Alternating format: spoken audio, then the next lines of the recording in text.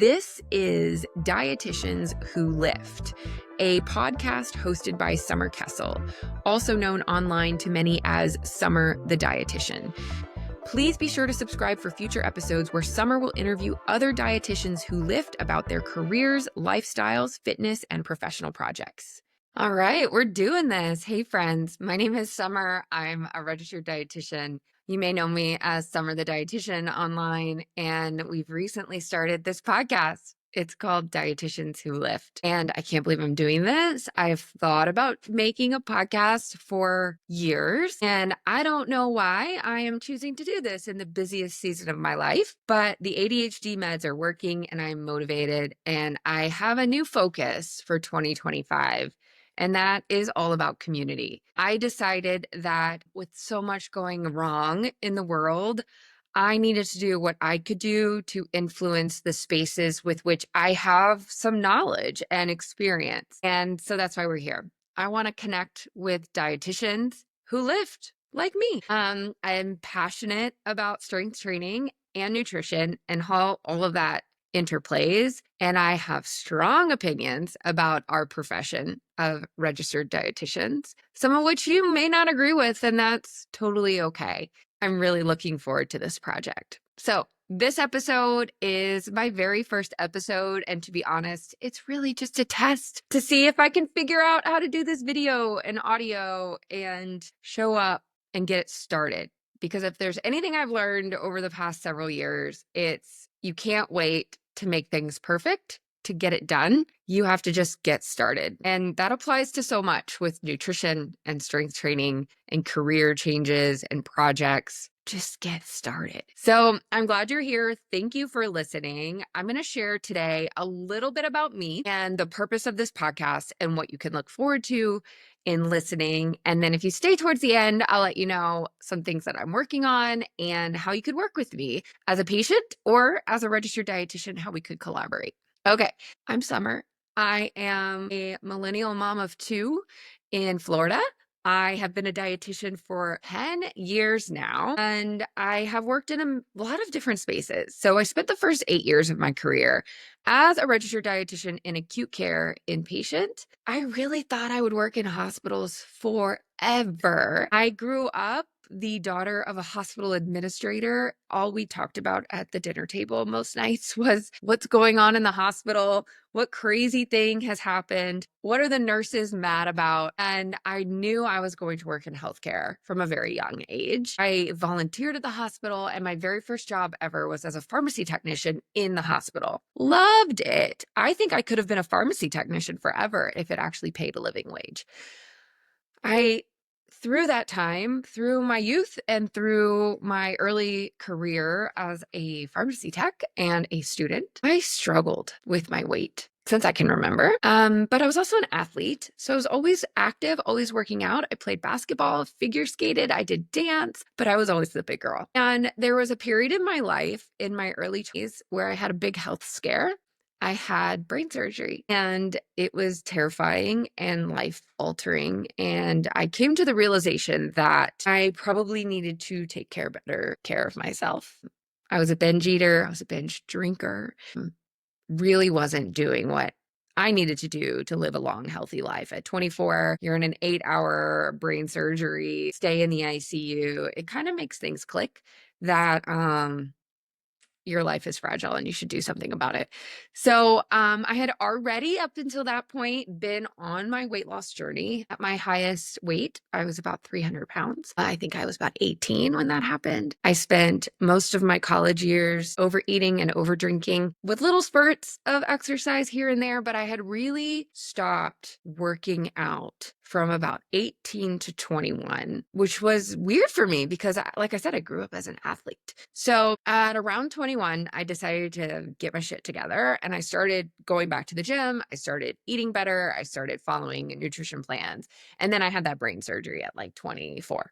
At that moment, I decided that I really needed to get my stuff together. And I was, focusing on nutrition. I had a vegan moment. I had a macro tracking moment. I was in the gym. I had personal trainers. I was doing all the things. And I had pretty successfully lost about 100 pounds through diet and exercise alone. And that was pretty great.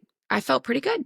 I got married, I got pregnant, and I gained a lot of it back. Throughout that time, as I was losing weight and getting serious about my nutrition and my health, I went back to school to be a registered dietitian. So this is my second career, and it was a wild ride, kind of deciding what that second career would be. When I had my brain surgery, I realized that I could not live without health insurance. And this was I'm old. So this is pre Obamacare, pre, affordable healthcare options outside of a job. And I was old enough that I was no longer able to stay on my parents' health plan. So I knew that no matter what I wanted to do with my life career wise, if I was going to go back to school, I needed to do something that I could also continue to work full time while doing.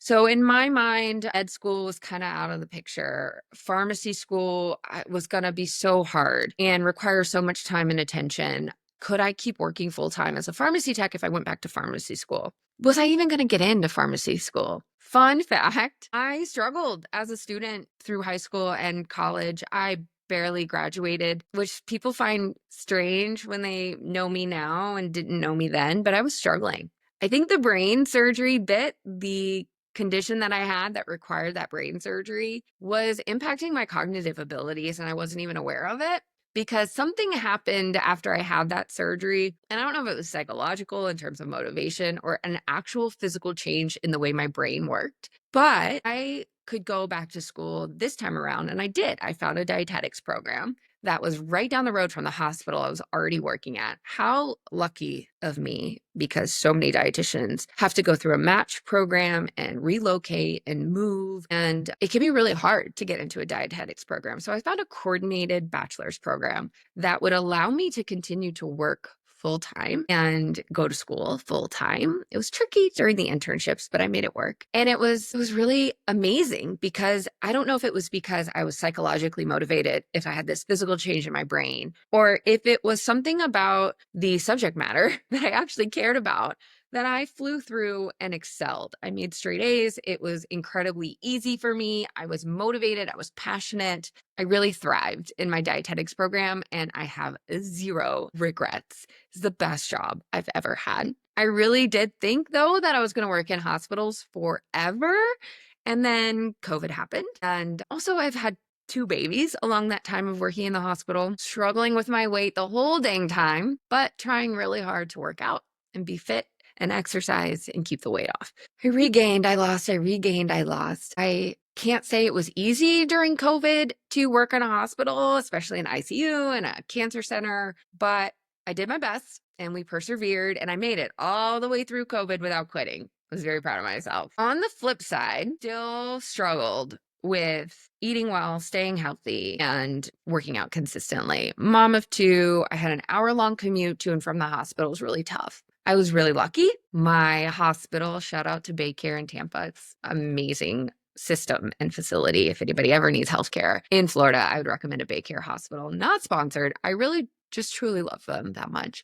They had a gym for employees at the hospital and also a daycare. So my little guy, you can see him if you're watching the video stream, went to the daycare at the hospital. And what I would do is I would finish my day as a dietitian, go to the gym, and then pick up my kid from the daycare and then do our hour-long drive home. And it was working. It was okay. Despite the consistency, despite the nutrition efforts, despite all my education, I still could never lose weight below what was my 200-pound, kind of 100-pound weight loss. I would get to 200, feel freaking great, and not be able to get any lower. As many of you know, I have shifted careers outside of the hospital to a outpatient virtual space, working specifically with people on GLP-1 anti-obesity medications. And how I got there, it was just meant to be. And I love telling this story because it's such a full circle moment. Yeah, I think it's worth sharing again.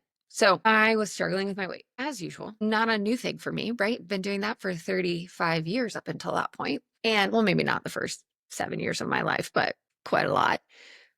I was frustrated, just really freaking frustrated. I was struggling though with some hypertension and some GERD. I had this like really terrible reflux that some of you may remember if you've been following me online. I just freaking had reflux all the time, which is such like a weird thing because it was miserable. I disliked it. It wasn't a good thing.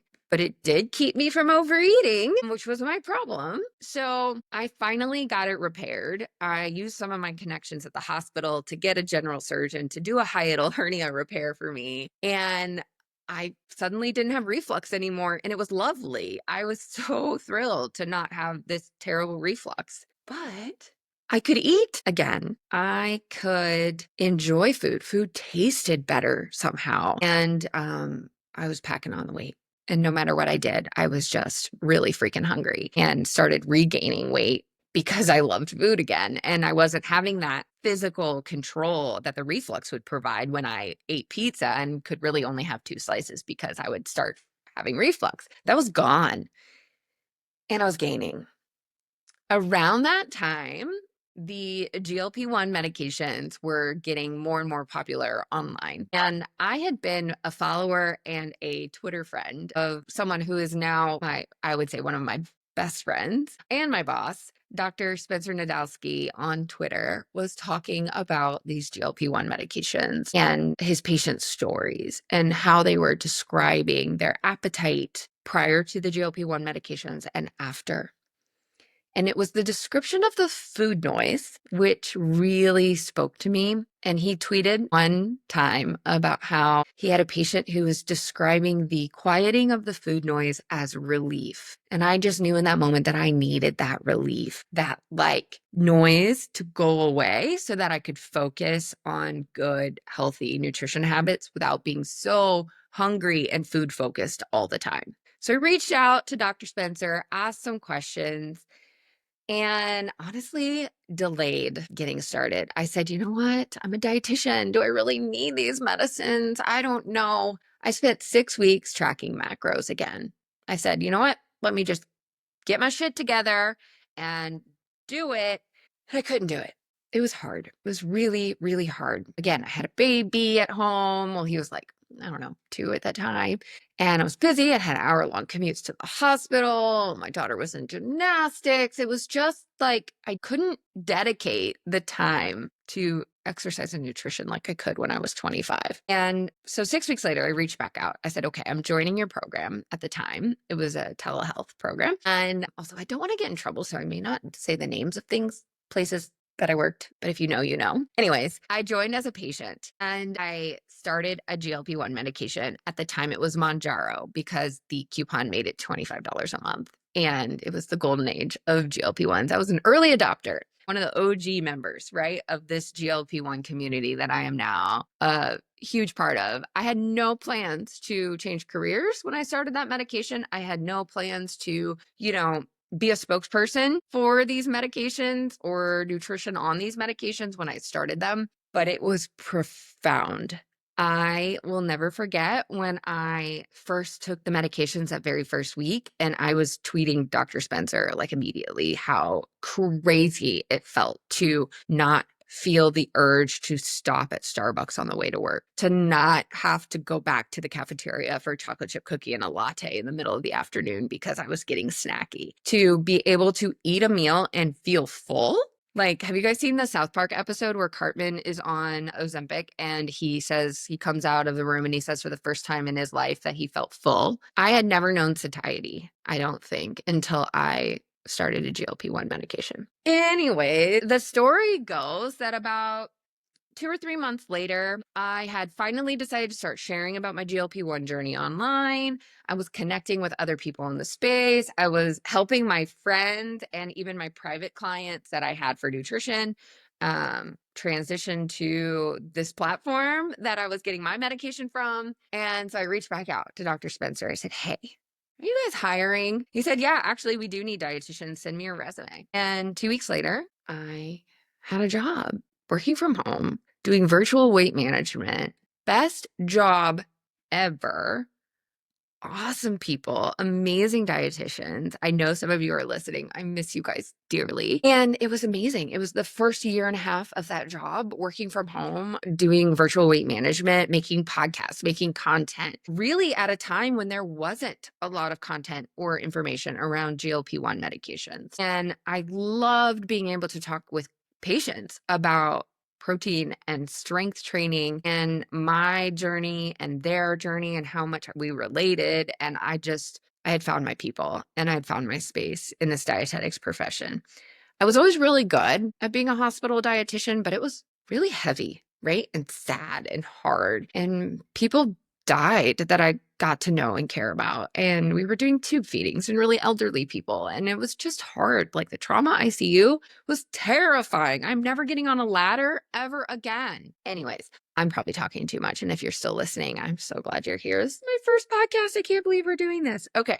So that awesome telehealth job that I had was acquired. The clinic was acquired by a massive commercial weight management program. And with acquisitions, things change. And I felt stifled. I felt limited. I felt underpaid and not appreciated. And even though I was bringing in thousands of patients via my own personal social media. Anyways, here we are now. Dr. Spencer and I have created a new telehealth clinic doing all the things that we wish we could have done at our other program. It's called Vineyard, join.Vineyard.com. And here we are again, having the best job ever, creating content, talking to patients, hosting a community. We have a Facebook group of incredible people. And we are really focusing with our patients on GLP-1 medications, not only on their nutrition quality, which is where I come in, but also on their muscle mass and their body composition and their strength training. We're using LiftRx, which is Dr. Spencer's strength training program for a progressive overload strength training system for our patients. We are really emphasizing high protein nutrition, and we are running clinical trial right now where we are giving some of our folks who qualify for the study, DEXA scans at the beginning and then every 3 to 4 months throughout their journey. And so we're going to contribute to the science on strength training and muscle mass retention or growth and the role of diet and the role of dietitians and really great support around these GLP-1 medications so that we can inform the future care for obesity medicine. I'm really excited about it. So that's my career story. I am now currently the chief of operations, dietitian, nutrition, and community at Vineyard. I also have a book coming out in July 2025. It's called Living Your Healthiest Semaglutide Life. It's all about nutrition and mindset while on GLP-1 medications. It's available for pre-order now, anywhere you buy your books. I just got word actually yesterday. It's going to get translated into French and Spanish, and we're going to get an audiobook. I will probably talk later on in future episodes of this podcast about the process of writing a book. Crazy times, such a learning experience. In addition to this book, the publishers picked me up for a follow-up book, which is going to be a cookbook. And I'm excited about it. It's actually written already. The recipes are done. The content is there. We're in editing phase right now. And as much as I love this book is my baby. It's bigger and thicker and it's got really great information in it. The cookbook is fun and yummy, and I just am so thrilled about the food and how you guys are going to be able to use it and eat it and just enjoy it. So that's where we're at. Again, busiest season of my life, and here I am starting a podcast. So I want to let you know what you can expect from this podcast moving forward. All of our guests are going to be registered dietitians. Maybe I can get Dr. Spencer to come on and be a guest. And then I do also plan to bring in my own personal strength coach and maybe some people some friends or clients, but mostly this podcast, I want to focus on registered dietitians. All of the guests who are already booked for the next, 12 weeks, we're going to do this every Friday, are registered dietitians who lift, but they're not necessarily weight management dietitians. They're not necessarily sports dietitians. I know we have folks who focus on bariatrics and gut health and a pediatric dietitian who happens to lift. And so I hope to have some really incredible conversations with other dietitians about their career path and also their lifting journey, and how all of that plays into the care that they provide and the projects that they work on, and learn more about all of the awesome things that registered dietitians are doing. I feel like registered dietitians are not respected enough in healthcare. Maybe in traditional healthcare centers, people definitely, spaces, people definitely recognize the role of a registered dietitian. I felt very respected in the hospital setting. But in this online space of podcasters and content creators, there is so much nutrition misinformation. And all that does is cloud the world of what is actually true and what is science backed and what is realistic and sustainable. And that's my whole approach to nutrition, is what is going to work for my individual client sitting in front of me for their busy season of their life to achieve their goals, not my goals for them, not some ideal, not some perfection, if that even exists, but what are their goals and how can we sustainably move towards achieving them with nutrition and fitness and lifestyle changes and mindset stuff, right? So I'm really looking forward to sharing those insights with you. I'm really looking forward to not being a guest on the podcast. I've been on so many podcasts where I talk too much like I am today, and I want to just ask questions and listen. It's really what I love the most about coaching, nutrition coaching, counseling, is how I can ask a question and just pull information and learnings and out of my clients. I want to do that with dietitians. And I wonder if they're going to pick up on it, right? Like, you're good at this. I hope so. Anyways, thank you for listening to this beta preamble introductory episode of Dietitians Who Lift. I hope you keep listening. I was really nervous to do this, and it's going much better than I thought it would. I debated whether or not I wanted to write a script. I didn't. I debated whether or not I wanted to do hair and makeup. I did, but just so you know, these episodes are going to be filmed in the middle of my workday on a Friday every week for forever, hopefully. And there very well may be days where I don't have time to do my makeup or my hair. And, most of you probably recognize me from socials with my hair on top of my head. And I got to admit, one of the biggest barriers to starting this podcast or doing more content even is sometimes I feel like I need to show up in my fully professional form. And that's just not realistic because that's not real life. And I think that we could translate this right to how people feel like they need to show up to the gym, or people feel like they need to show up to work every day in this like vision of perfection. And that's not realistic. It's also not authentic. And if I've learned anything over the years, is that being me has served me well more often than not. I'm not saying it doesn't get me in trouble, because it certainly does. And I told y'all, you may not agree with everything that we talk about on this podcast. I intend to ask good questions, and I intend for this to be a super positive space. But if for whatever reason I end up with a guest who starts saying some things I don't disagree with, I, might, and I will not allow hateful speech. I will not allow anti-science opinions on here. I will not allow anyone to share anything that doesn't feel inclusive or helpful. And so there's a balance here, right, between sharing others' opinions and protecting your ears and eyes and the content you consume. Because I think it's very important in this day and age of so much content and so much media that we find our people and that we curate the things that we listen to and watch so that they improve our lives and not make them more complicated or difficult or painful, because it's a hot mess out there. And again, I don't want to be part of the problem. I want to be part of the solution. So cheers. Thank you for listening. I will see you next week. Bye-bye.